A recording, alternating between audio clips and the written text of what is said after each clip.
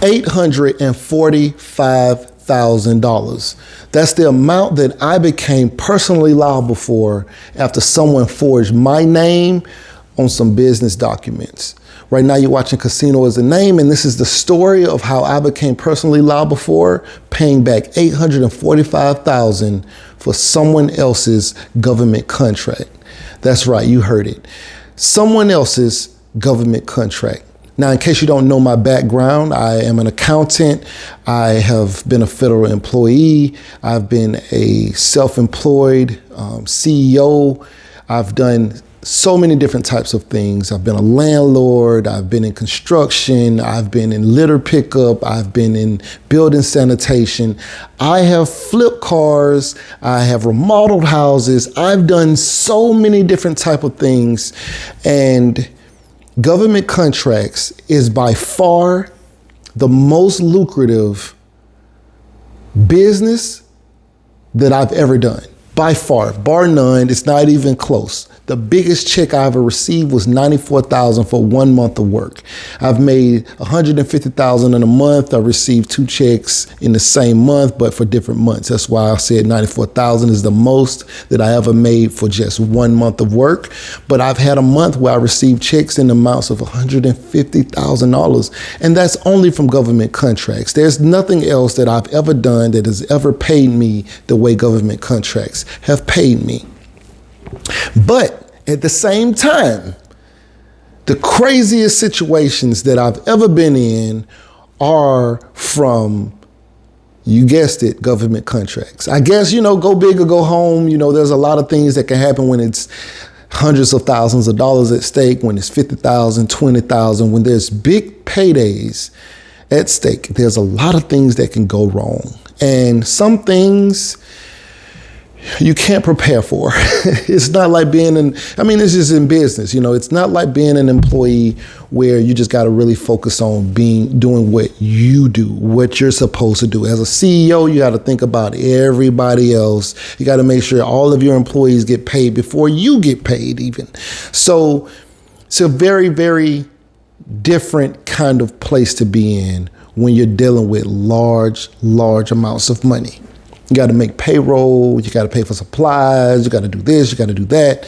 And so I was involved in a contract, and that particular contract went very, very well. I made like $300,000 on that contract in about 6 months.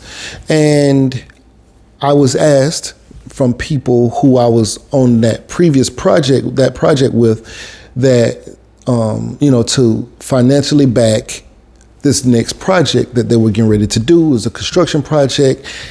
At this time, definitely the commercial construction, I was a novice. I've done residential stuff, never anything that's 20,000 square feet and it's multiple buildings and it's, 3-4 floors high, 5 floors. I've never done anything like that.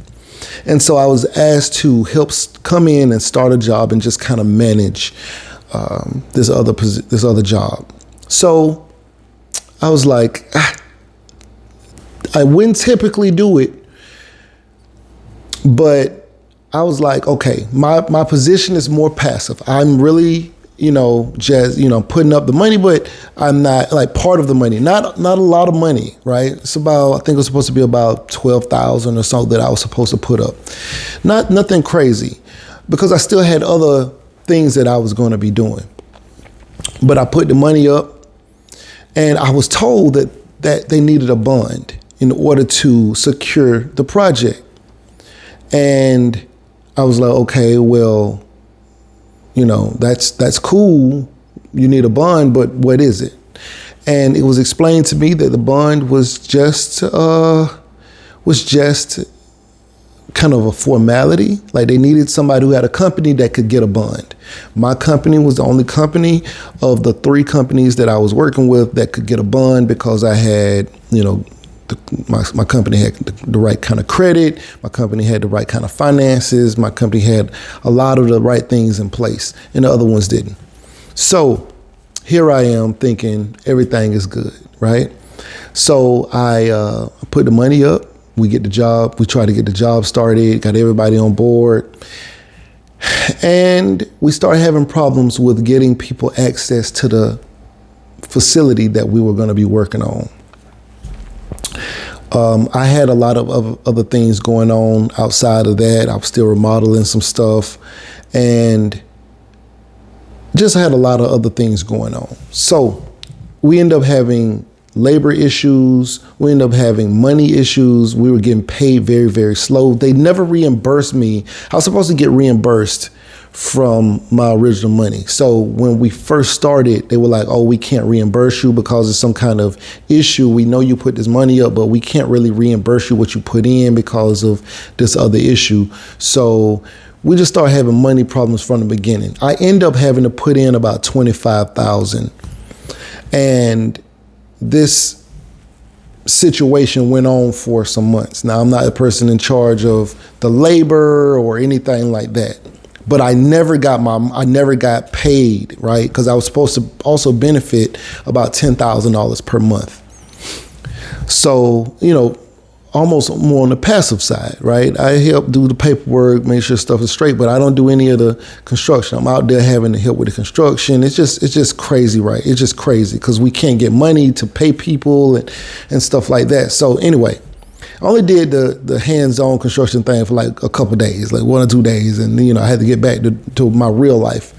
But I never got paid the $10,000 a month that I was supposed to get paid.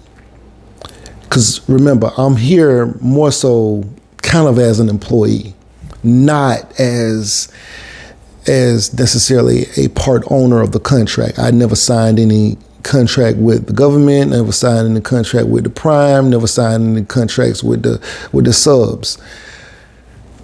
And I really kind of did that on purpose, more so. I wanted to be almost treated as an employee, even though I wasn't the same, really. But I wanted to be treated that way. I end up having to kind of try to hold down most of the stuff, because the guys who were doing the work definitely had to get paid with it whenever we could get some money. So whether or not that was me paying out of my pocket or whatever it is, or saying, okay, I'll just take my money in the future or whatever it is. But we end up not being able, I left the job. I was like, I'll just get my money on the back end whenever they finish the job. I got other things to do. The job ran on too long for me. And so I was doing what I had to do. And I never got paid. And there was some issues with the company that brought us into it. So the person who brought me into it was brought into the job based by somebody else. Somebody else gave him a contract. And so their thing was good, but the prime the person whose company that gave him the contract, let's call them. So there was a prime contractor, then there was a subcontractor. The subcontractor subcontracted the work to the person who brought me in. So they were technically a sub as well. But the prime had an issue with the sub, and the prime had an issue with the sub, and once that happened, they refused to pay them. So when they refused to pay them, they refused to pay. The person couldn't pay my people who were supposed to pay me, so all the money was locked up. Nobody could get paid. The company, the prime, ended up pulling the contract from the sub and calling for the bond. And in construction, they have construction bonds and stuff like that. So they call for the bond. Well, when they called for the bond, it wasn't expected. The bonding company didn't expect that to happen. And so they realized, I'm assuming they realized that they did not actually have anybody on the bond who could actually get the bond except for me.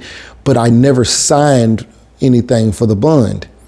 But I had done workman's comp with the same insurance agent. So he lifted my signature off of that document and put it on the bond. What I didn't know was the entire job itself was going to be $845,000. Now that's a separate thing. I knew that we were supposed to get $283,000 to, do the work, but the materials and everything else, the total project, including what the sub who brought my people in on it, what they were supposed to get So it ended up being 845,000 was what the original was, like the contract that they had gave to the main sub. And so we didn't know anything about it. We never even seen 845,000, but that's what the bond was for. The bond was for 845,000. So I don't know. I'm not going to say that the agent did it. I'm assuming the agent did it, but I'm not going to say that. But somebody lifted my signature off of my workman's comp and put it, hold on, give me 1 second.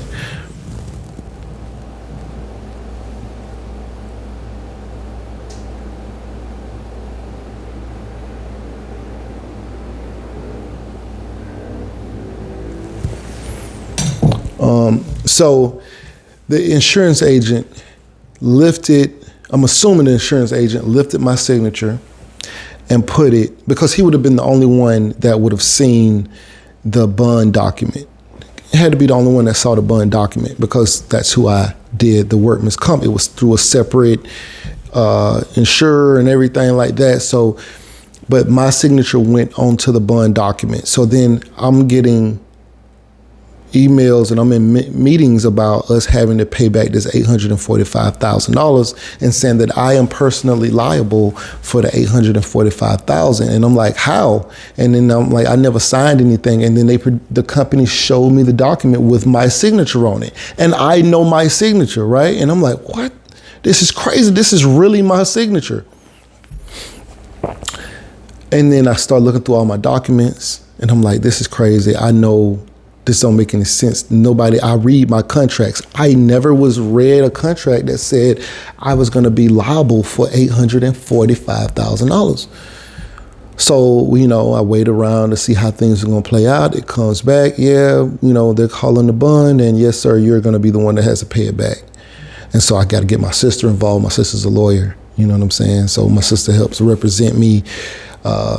We got lawyers talking to lawyers. I'm talking my lawyers talking to their lawyers, the insurance company, and we discovered that there's been fraud and that there's several signatures forged on that document. Several signatures forged on that document.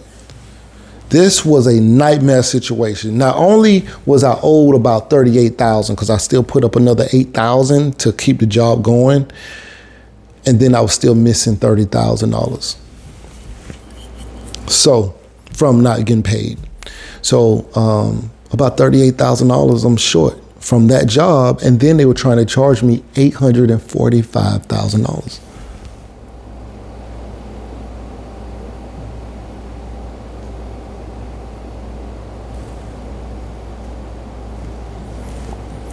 So yeah, so that's how that happened. Yeah. So it's a nightmare situation. But, what do you do, right? What do you do? It's business. Things like this happen. So I got called by some investigators investigating the fraud and stuff like that. And unfortunately, I think they said they were going to pull the insurance agent's license. So he wouldn't be able to practice in Georgia. He wouldn't be able to sell any bonds, do any kind of insurance business in the state of Georgia, but he didn't live in Georgia, so he wasn't going to be arrested or anything like that. But that could have cost me nearly $1 million, $845,000 that I would have had to pay back. And he only gets his license pulled in Georgia. No criminal case, no nothing. This is crazy. And I had to discover the fraud because nobody else, all the other, you see your signature and you're like, damn, I did sign that. But it wasn't. And I had to keep looking. This is crazy what people can do. He had to fake the notary signature and everything on there. It's crazy.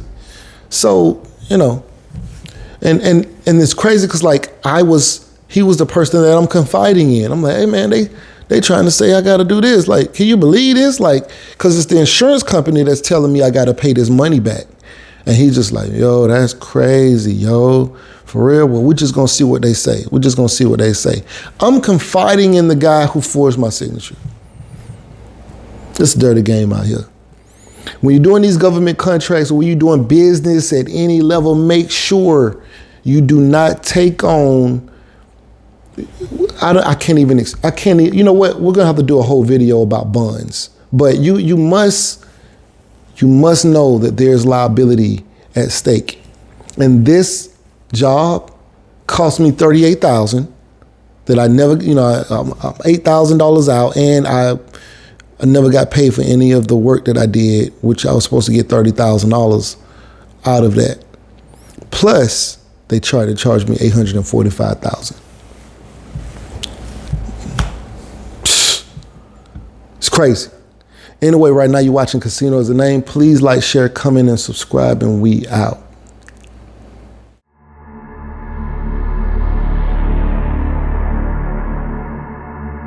There are hedge fund managers making $1 million an hour. You know, it's crazy, right? It's money everywhere. It's money in everything. I want to help you. Start your business today. Come join my royal family. Subscribe to Casino is the Name.